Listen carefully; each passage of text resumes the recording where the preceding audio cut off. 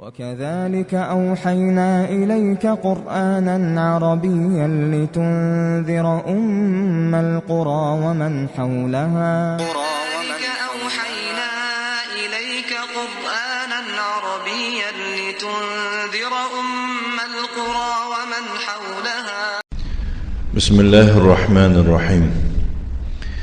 الحمد لله رب العالمين، والعاقبة للمتقين، ولا عدوان إلا على الظالمين كالمبتدعة والمشركين، والصلاة والسلام على أشرف الأنبياء والمرسلين وخير خلق الله أجمعين، محمد وعلى آله وأصحابه الطيبين. أما بعد، دروس اللغة العربية لغير الناطقين بها من الجزء الأول. اینک بعونی الله تعالی ما درسای خود را دوام میدهیم از دروس اللغة العربية، کتابی درسای زبان عربی لغیر الناطقین بها، برای کسانی که با آن یعنی با زبان عربی حرف نمیزنند. من الجزء الأول، از قسم یکم. درس امروزی ما بعون الله تعالی الدرس الثامن عشر، یعنی درس هجدهم. درس هجدهم مانند دیگر درس های پیشینه، درس های گذشته، به خود کلمه های نو دارد و همچنین بعض قواعد را در بر میگیرد. نعم. الكلمات الجديدة للدرس الثامن عشر، کلمه های نو برای درس هجدهم. کم، چند تا، چه مقدار، چه عدد. عجله،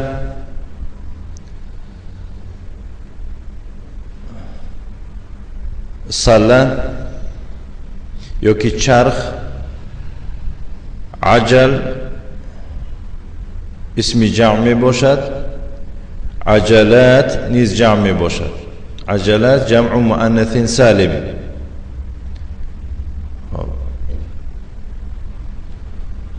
عيد، عيد جمعش أعياد.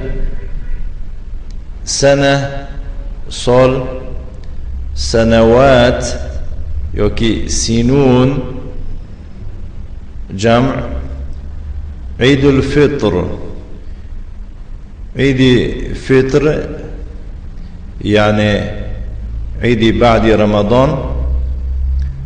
عيد الأضحى،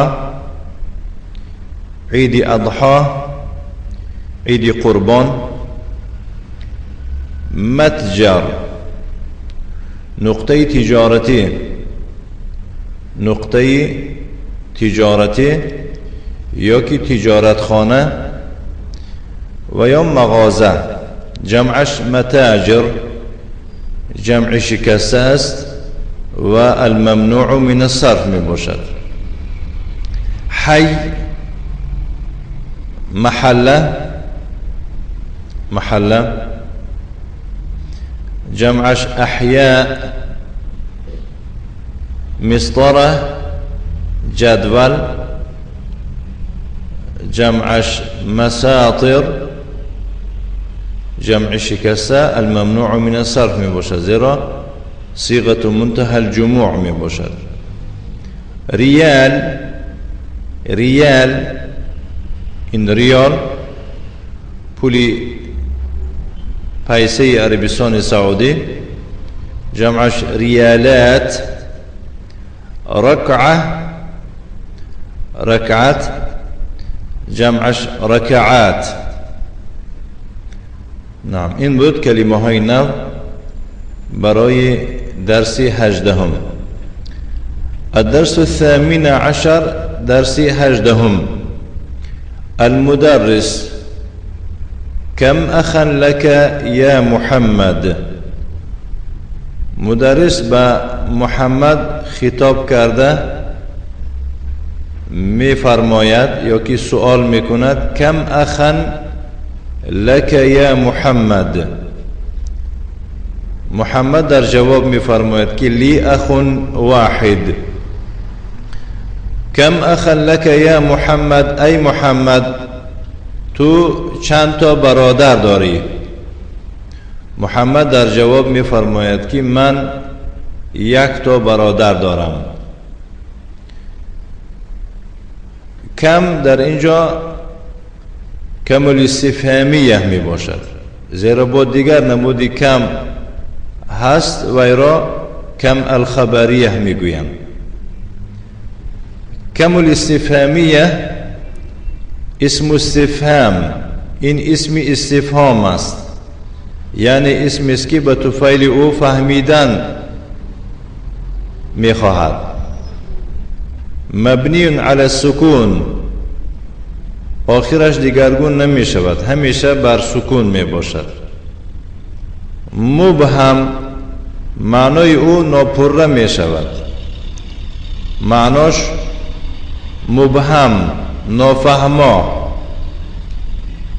یتضح معناه مما یضاف الیه، معنای او به طفیل همان را که مضاف می شود که بعد او مضاف الیه می آید، به همان طفیل معناش روشن می شود. یعنی کم اسم استفهام مبنی علی السکون مبهم پوشیده معنا، ناپره معنا. یتضح معناه مما یضاف الیه، به همان اسمی که اضافه می شود یا که گویم به همان اسمی که علاوه می شود. اون معنا ندارد که این مضاف می شود و این مضاف الیه، نه، صحبت درباره مضاف الیه نمی رود. یعنی معنای او آن وقت پره می شود، فهما می شود از همان اسمی که بعد از او علاوه می شود. مثلا اخن. معنای کم الاستفهامیه ای عدد، یعنی چند عدد برادر داری تو ای محمد. و یعرب ما بعده تمییزا منصوبا، و آن اسمی را که بعد از وی می آید وی را اعراب داده می شود همچون تمیز در حالت نصب یا که منصوب است. کم اخن اعرابش چگونه است؟ کم اسم استفهام مبنی على السكون في محل رفع مبتدا. اسم استفهام مبني على السكون في محل رفع مبتدا. أخا تمييز منصوب وعلامة نصبه فتحة ظاهرة على آخره. نعم. لك اللام حرف من حروف الجر مبني على السكون لا محل له من الإعراب. والكاف ضمير خطاب ضمير متصل مبني على الفتح في محل جر بحرف الجر أو باللام. الجار والمجرور شبه جملة خبر غير مفرد، شبه جملة في محل رفع خبر المبتدأ. يا حرف نداء مبني على السكون لا محل له من الإعراب. محمد منادى مبني على الضم. نعم. لماذا مبني على الضم؟ لأنه مفرد علم، لأنه مفرد علم. كم أخا لك يا محمد؟ أي محمد تو چند تا برادر داری؟ لی أخ واحد، من یک تا برادر دارم. لی اللام حرف من حروف الجر مبني على الكسر لا محل له من الإعراب. صح؟ والياء ضمير متصل مبني على السكون في محل جر بحرف الجر. الجار والمجرور، الجار والمجرور شبه جملة، خبر مقدم في محل رفع. أخ مبتدأ مؤخر، قلنا خبر مقدم صح؟ وهنا أخ مبتدأ مؤخر مبني مرفوع وعلامة رفعه ضمة ظاهرة على آخره لأنه اسم مفرد منصرف، وهو منعوت واحد نعت، والنعت تابع للمنعوت في رفعه ونصبه وجره. هنا تبعه في الرفع. فهمت؟ وعلامة رفعه ضمة ظاهرة على آخره. المدرس وكم أختا لك؟ مدرس می فرماید و چند تا خواهر داری؟ محمد لی اختان، من دو تا خواهر دارم. اختان المثنى. وما هو المثنى أو وما المثنى؟ وما دل على اثنين أو اثنتين بزيادة ألف ونون أو ياء ونون على مفرده. الألف في حالة الرفع والياء في حالتي النصب والجر. نعم.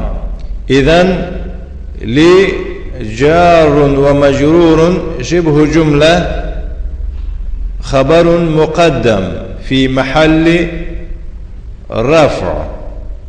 أختان مبتدأ مؤخر وعلامة مرفوع وعلامة رفعه الألف نيابة عن الضمة لأنه اسم أو اسم المثنى أو لأنه مثنى. نعم. المدرس كم عجلة للدراجة يا محمد أو يا حامد؟ لا فرق. مدرس حامد را پرسیده ایستاده است دوچرخه چند تا چرخ دارد؟ عجیبا نامش دوچرخه که باشد بس آیا وی را سوال داده می شود که چند چرخ دارد؟ نامش دوچرخه است. اما خیلی است. ای حامد. حامد یجیب، حامد در جواب می فرماید که لها عجلتان، وی دو تا چرخ دارد. برای همین نامش را دوچرخه نامیده اند. المدرس كم عيدا في السنة يا زكريا؟ ای زكريا در یک سال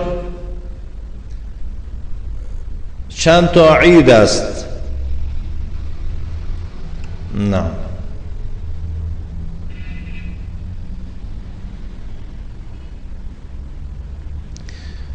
زكريا في السنة عيدان در یک سال 2 عید است یکی 2 عید است. هما عید الفطر و عید الاضحى. آن 2 عید عید فطر است و عید اضحى است، یعنی عید بعد رمضان و عید قربان. المدرس: يا إبراهيم أبوك تاجر كبير كم متجرا عنده. أي إبراهيم پدرت ماذا؟ سيارة عندي. كم سيارة عنده؟ عندي متجرا. لا بأس.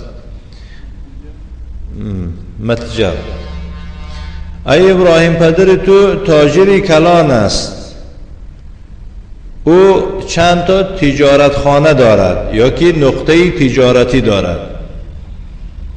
عندك کیف؟ چند تا نقلیات دارد. ابراهیم عنده متجران کبیران. ابراهیم در جواب می‌فرماید که او 2 تجارت خانه کلان دارد یا که 2 نقطه تجارتی کلان دارد. المدرس: كم نافذة في غرفتك يا اسماعیل. ای اسماعیل در اتاق تو چند تا تیریزه است. اسماعیل یقول فيها نافذتان. در آن 2 تا تیریزه است. المدرس: لمن هذان الدفتران. این 2 دفتر از آن کیستند؟ در اینجا هذان اسم الاشاره، اسم يعين المسمى بواسطة الاشاره اليه، واسماء الاشاره قد مرت بنا، وهي هذا، هذه، هؤلاء، ذلك، تلك، أولئك. وهنا هذان، ويشار به للمثنى المذكر القريب، العالم وغير العالم، أو العاقل وغير العاقل. الهاء للتنبيه، ذا اسم إشارة مبني على السكون في محل رفع مبتدا. اما در اینجا هذانی میگویند که مرفوع. اختلاف است، بعضی گفتن مبنی است در اینجا، بعضی گفتن که نه، اعراب مثنا را میگیرد. مبتدا مرفوع و علامت رفعه الالف نیابة عن الضمه لانه مثنى او ملحق بمثنى. امخل يعني الرأي است. نعم. لمن هذان الدفتران. این 2 دفتر از آن کیستند؟ علی می‌فرماید که هما لی، وای هر دویشان از آن منند. فهمیدید اینجا ضمیر چی آمده است؟ ضمیر غائب مثنی. المدرس: لمن هاتان المسطرتان. این 2 جدول از آن کیستند؟ یونس می‌فرماید که هما لی، هر دویش از آن منند. در اینجا اشاره به آن کرده شده است که هما للمثنى مطلق، برای مثنی مطلق می باشد، یعنی مذکرا کان الاسم او مؤنثا، خواه اسم مذکر باشد یا که مؤنث باشد، برای هر دویشان یکسان می باشد، یعنی یک خیل می باشد. هما. نعم. تمارين مشقا. الكلمات الجديدة للدرس 18. كلمة هاي نو آيدي درس 18. كم يعني ويرو می نویسد، شکل تنها دارد، جمع ندارد و معنای آن را می نویسد. تمارين مشقها. أجب عن الأسئلة الآتية مستعملا المثنى. با سوالهای زیرین جواب ده. مثنا را استفاده برده، استعمال کرده. کم قلما عندك؟ عندي قلمان. كم كتابا عندك؟ عندي كتابان. نعم إلى آخره. الثاني اقرأ واكتب، بخن وبنويس وترجمة بكن. خالد له ابنان وبنتان. خالد دو پسر و دو دختر دارد. في هذا البيت غرفتان كبيرتان. در این خانه دو اتاقی کلان است. الى آخره. در پایان در جدول از طرف راست در برابر رقم ها می نویسد و در طرف چپ ترجمه آنها را با زبان خود می نویسد یا که همان عباره ها را ترجمه می کند. الثالث سيم اقرأ الأمثلة الآتية ثم ضع في الفراغ فيما يلي تمييزا لكم واضبط آخره. مثال های زیرین را بخوان، بعد از آن در جاهای خالی در پایان برای کم تمیز گذار و آخر آن را حرکت گذاری کن. کم اختن لک، کم قلما عندك، کم سیارة فی الجامعه. بخاطر آن سه تا مثال آورده است که تمیز می شود که عاقل باشد و غیر عاقل باشد و چی باشد؟ مؤنث باشد. فهمیدید؟ مهم آن است که مفرد می باشد. فهمیدید؟ مهم آن است که مفرد می باشد، خواه مفرد مذکر باشد، خواه مؤنث باشد، خواه عاقل باشد، خواه غیر عاقل باشد. کم مثلا دفترا عندك، کم اخا لك. نعم الى آخره. الرابع مشق چهارم حول المبتدا في كل من الجمل الآتية إلى مثنى. در هر جمله از جمله های زیرین مبتدا را به مثنی برگردان. هذا کتاب، هذان کتابان. در اینجا مبتدا که هذا بود، از بس که تنها است آن را که مثنی کردیم هذانی می شود. خبر که کتاب بود در حین مثنی کتابان می شود. الى آخره.